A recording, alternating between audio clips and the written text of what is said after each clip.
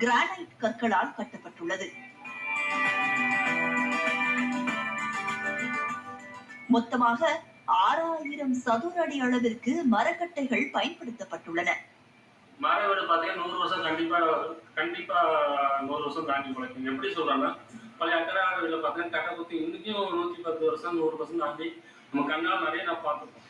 அப்பயே நம்ம புல் ஏன் மர வீடு சோறு எல்லாமே மரமாக மாற்றி ஃபுல் ஏன் மர வீடாக கட்டக்கூடாது, ஏன் 100 வருஷம் உழைக்காது அப்படிங்கிற ஒரு ஆழ்ந்த சிந்தனையில நாங்கள் 2 பேரும் யோசிச்சு தான் இந்த வீடை கட்ட ஆரம்பிச்சோம்.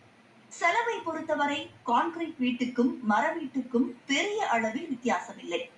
600 சதுர அடியில் மரக்கட்டையால் வீடு கட்ட 15 லட்சம் முதல் 16 லட்சம் வரை செலவாகுமாம்.